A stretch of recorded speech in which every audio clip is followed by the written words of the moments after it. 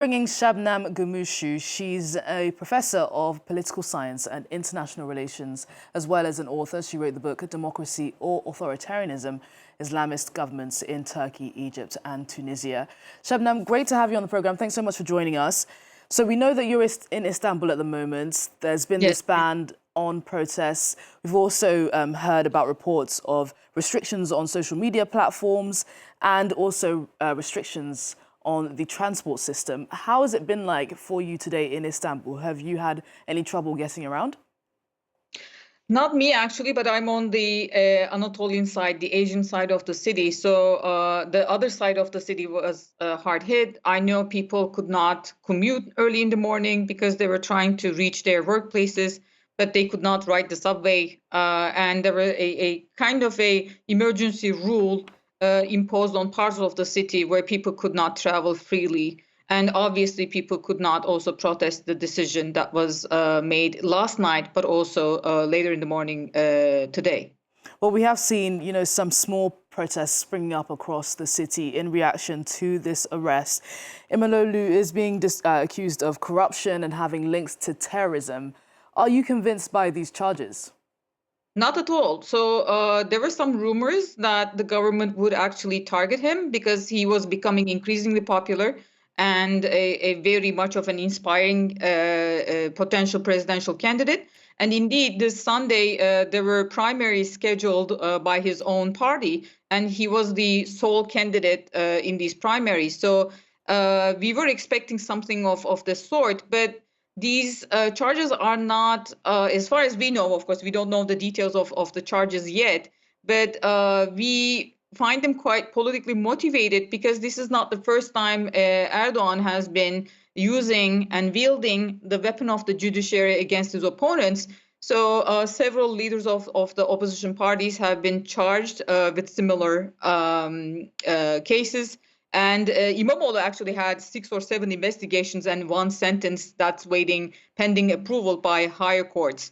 And that was obviously very much politically charged because he basically called, as your story covered, the Electoral Council idiots for canceling the 2019 elections. So most of these charges are related to corruption or aiding a terrorist organization and whatnot. And what the government is actually alluding to as aiding a terrorist organization is an informal electoral pact that Imamoglu had with Kurdish party and Kurdish supporters of the Kurdish party back in 2024 elections. So building an electoral coalition is actually aiding and abetting a terrorist organization is quite a long stretch. And I'm not sure if the courts will be able to muster enough evidence to support that claim. So we will see how this goes. Well, as you mentioned there, this isn't the first time Erdogan has tried to tighten his grip on power. This arrest comes amid a flurry of detentions that have been taking place. And it's not just politicians. It seems like in Turkey at the moment, anyone that says anything against the government seems to be under surveillance. Absolutely. So that's also why we think that this is not a corruption case. It is very much politically motivated because we have seen multiple different people from very different parts of life has been subject to a similar treatment. So just in the last couple of months, we have seen another opposition leader, a far-right nationalist party leader, is arrested for insulting Erdogan. And then we also had a couple of weeks later, TÜSİAD, the largest business association that contributes a sizable part of Turkish GDP, 2 leaders of the business association criticized the government for its performance in multiple different respects. And they were also brought before the courts, and they were detained first, and they were given travel bans. And these are 2 businessmen with significant connections and ties to global markets, and they cannot travel abroad just because they criticize the government. And then similarly, we have civil society leaders and philanthropists like Osman Kavala, who spent 7 years in prison now, and he has given a life sentence. And if that ruling is not overturned, and with very flimsy evidence, he was given that life sentence. If that ruling is not overturned, he's going to spend the rest of his life in prison. So civil society actors, leaders, political leaders, and even ordinary citizens who are actually, lashing out on social media are not immune. They can be under surveillance and they can be brought before courts for insulting Erdogan, for insulting the state, for all those different investigations and spreading misinformation and so forth. So it's a very much a repressive environment now.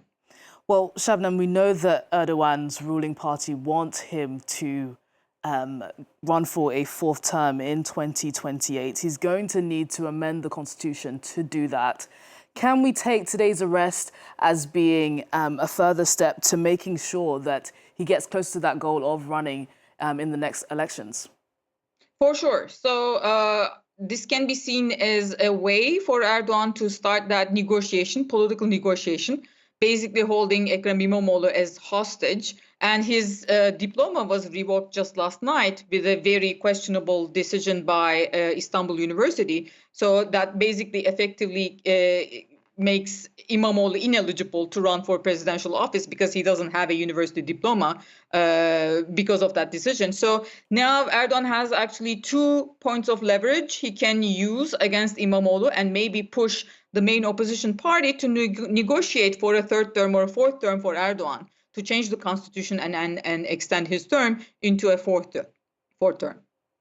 Şebnem, great to get your insight. Thank you so much for joining us on the program today. Şebnem Gümüşçü, who was just speaking to us there from Istanbul.